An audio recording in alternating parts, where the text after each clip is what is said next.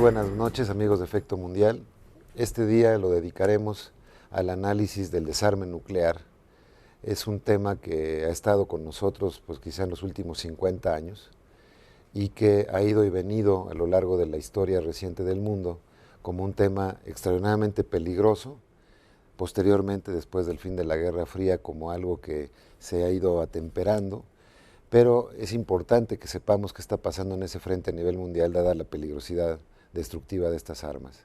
Y para ello qué mejor que tener a la embajadora Yoconda Ubeda, que es la secretaria general del Organismo para la Proscripción de Armas Nucleares en América Latina. Yoconda, muy bienvenida. Muchísimas gracias, Enrique, estar con tus televidentes, hablando de este tema de tanta trascendencia, aunque a veces no lo registramos de esa manera. Precisamente es por eso que la invitación se ha girado para ti, porque creemos que sigue siendo de gran importancia. Ahí está la cuestión de la proliferación en algunas otras partes del mundo, y esta va a ser la materia de análisis de esta noche. Los ministros de Defensa de Brasil, Celso Amorim, y de Argentina, Arturo Puricelli, ratificaron el compromiso de mantener el Atlántico Sur como zona de paz y libre de armas nucleares, entre otros puntos en una declaración conjunta suscrita en Buenos Aires. En línea con lo acordado entre las presidentas Cristina Kirchner y Dilma Rousseff, en julio pasado, los ministros resolvieron profundizar acciones destinadas a desarrollar una agenda de cooperación bilateral en materia de defensa en el contexto de la alianza estratégica entre ambos países.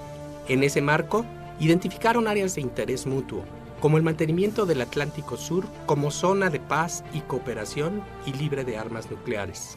Todos recordamos, embajadora Yoconda Ubeda, la etapa esta difícil que vivió el mundo en los años 60, 70, cuando se hablaba de la escalada nuclear, de la posible confrontación entre la Unión Soviética y los Estados Unidos, de cómo sería la destrucción asegurada mutua de ambos países y, por cierto, del mundo. Y de repente como que se ha perdido el interés, fuera quizá de los casos de Corea del Norte y de Irán, sobre los temas nucleares, pero en las conversaciones que hemos tenido tú y yo previamente a este programa, me recuerdas con mucho interés que es un tema vigente, es un tema muy importante. ¿Cuál sería una primera visión de cómo se encuentra el mundo de las armas nucleares actualmente? Sí, efectivamente este es un tema que no ha perdido actualidad desde 1945, diría, que empezamos a vivir las consecuencias. Si bien es cierto, fue en Japón los ataques con armas nucleares, con la llamada bomba atómica en Hiroshima y Nagasaki, hemos visto cómo las consecuencias de estas bombas han sido catastróficas, no solamente en el momento, sino que a lo largo de los años, incluso en la actualidad, en la población de esas ciudades. Esa amenaza sigue existiendo y sigue existiendo todavía con más fuerza desde 1945. Como bien lo mencionaba, en la carrera armamentista se dio en los años, sobre todo después del estallido de estas bombas, a los 60 llegamos a un momento muy, muy delicado en la región, también en nuestra región de América Latina. Después, con el fin de la Guerra Fría, se pensó que ya iba a empezar a destruirse las armas nucleares, y realmente se ha visto en los últimos años que no ha sido así. Han surgido nuevas amenazas con otros estados que hay temor de que puedan desarrollar estas armas nucleares, con otros que se dicen que la tienen, y también con otros grupos que no son precisamente estados. En ese sentido, desde el año 2009... ¿Te refieres a grupos terroristas? Grupos terroristas, hay nuevas... Lo que quiero decir con esto es que no solamente persiste la amenaza de que existen armas nucleares y que en este momento hay más de 22.000 en el mundo, sino que también existen nuevas amenazas en el tema de las armas nucleares. Entonces, frente a esas nuevas amenazas, lo que se ha dado es que el tema ha tomado importancia en la agenda internacional. Desde el año 2009 y con más fuerza del año pasado, en el 2010, cuando se hizo la revisión del Tratado de No Proliferación de Armas Nucleares, que en este momento son parte 189 países, todos los de América Latina y el Caribe, y las 5 potencias poseedoras de armas nucleares reconocidas, los 5 miembros del Consejo de Seguridad. Entonces, se ha renovado esa agenda y hay una gran preocupación para evitar que sigan proliferando las armas nucleares, por un lado, pero también hay un gran interés de aprovechar estas nuevas amenazas y esa renovada agenda internacional en el tema del desarme nuclear para que avancemos hacia el tema propiamente de el proceso de desarme nuclear de manera total y general, me refiero ¿Se siguen global. produciendo armas atómicas en el mundo? En este momento se habla, sobre todo con las potencias… ¿O hay algún tipo de cese, digamos, de producción? Bueno, lo que se está tratando de trabajar es que no haya más producción de armas nucleares en el mundo, que no haya nuevos países. Sí. Como ya sabemos, hay mucho, digamos, está puesto el enfoque sobre Irán. Más recientemente se habla también de que está observándose mucho los pasos de Siria, y también sabemos que hay otras 3 potencias que tienen armas nucleares y que no han sido reconocidas como tales, como en el caso de India y en el caso de Pakistán y en el caso de Israel. De manera que también está Corea del Norte por el otro lado. Entonces se están haciendo muy grandes esfuerzos para que no haya proliferación de armas nucleares, de que los países que se creen que la están desarrollando no la lleguen a desarrollar y que no vaya a caer material radiactivo que se hace a través de la fisión de los átomos, que no vaya a caer en manos de grupos terroristas que pongan en amenaza no solamente las regiones donde puedan utilizarse o desarrollarse esas armas, sino que la amenaza, y es un tema que todos tenemos que entenderlo, el tema de la amenaza nuclear, del uso de las armas nucleares, no afecta solamente la región donde se puedan usar, sino que nos afecta a todos.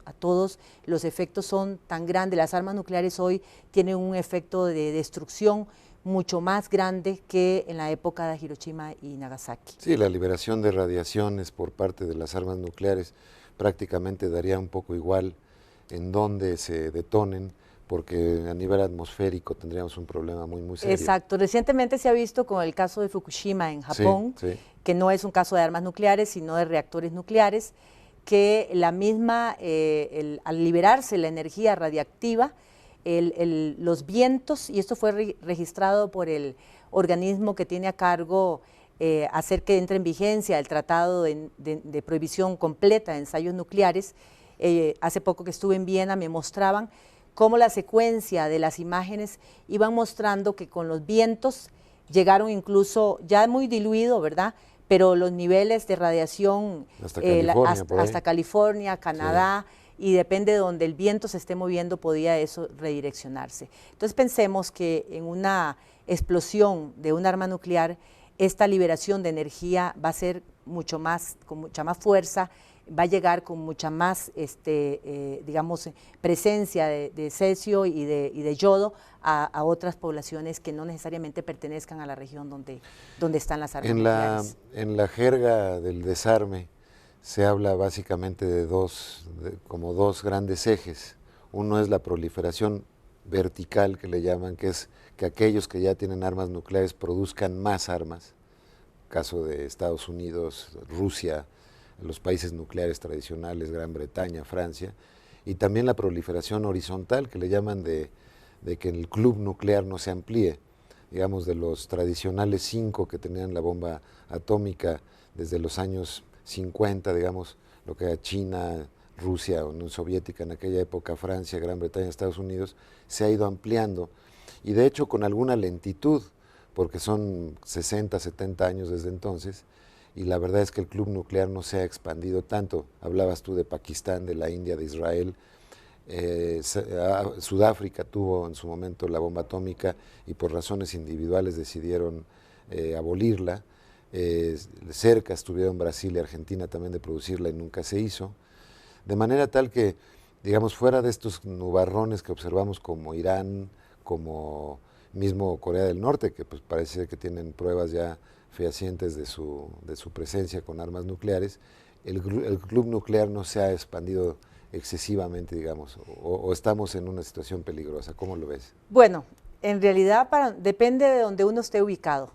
Si estás ubicado en los países que son potencias nucleares, sobre todo las 5 reconocidas, vas a estar mucho enfocado en que vamos a deshacernos de arsenal nuclear, pero mucho de ese arsenal, el caso de Rusia y Estados Unidos, por ejemplo, mucho de ese arsenal ya no es útil. Es obsoleto. Entonces, si bien es cierto, nosotros como países que no tenemos armas nucleares, como región, América Latina, como saben, es una región que no tiene armas nucleares, nosotros lo que esperamos es más que eso. más que se desechen aquellas armas que ya no son tan estratégicas, que ya no tienen la más alta tecnología. Por otro lado, sabemos que esos países están invirtiendo en desarrollar una tecnología mucho más sofisticada, y muchas veces entre más sofisticada se es, y no incluyo solamente Estados Unidos, Rusia, también está Inglaterra, está Francia, tenemos menos información de China, pero entre más sofisticada sea la energía, más alto puede ser el poder destructivo de las bombas. Entonces, para nosotros, como una región, como países que estamos trabajando para que no haya proliferación ni en manos de estados, ni en manos de grupos terroristas, también estamos muy focalizados en una agenda, y eso es clave, en una agenda que avance hacia el desarme nuclear. Cuando las zonas libres de armas nucleares se establecieron, y la primera, quiero decirlo aquí, porque muchas veces en América Latina y el Caribe esto no se tiene registrado, debido a que hay muchos años que no se le ha dado mucha importancia al tema o no hemos tenido amenazas presentes, pero en América Latina y el Caribe fue la primera zona en un territorio densamente poblado donde se constituyó una zona libre de armas nucleares. Esto fue con la firma del Tratado Tlatelolco en 1967, y de ahí, 2 años después, en el 69, es que se crea el Organismo para la Proscripción de las Armas Nucleares de América Latina y el Caribe, que es el OPANAL. Entonces, te voy a pedir que hagamos un pequeño corte en este momento, pero vamos a regresar precisamente con los beneficios que la región latinoamericana ha traído OPANAL. Regresamos un momento más. Hacia el final de la Segunda Guerra Mundial y producto de la férrea resistencia de los soldados japoneses y de la masiva pérdida de vidas entre las tropas norteamericanas durante la llamada Batalla del Pacífico, el presidente de Estados Unidos, Harry Truman, ordenó la utilización efectiva, por primera y única vez en la historia, de la tecnología nuclear con fines bélicos a gran escala. Así, el 6 y el 9 de agosto de 1945 tendrían lugar los bombardeos de las ciudades japonesas de Hiroshima y Nagasaki, que arrojarían un saldo de 140,000 muertos en el primer caso y de 80,000 en el segundo. Little Boy y Fat Man, los apodos que se habían dado a las bombas que respectivamente serían lanzadas sobre las poblaciones japonesas, protagonizarían el inicio de una etapa que entonces y después entrañaría grandes peligros para la humanidad, la era atómica.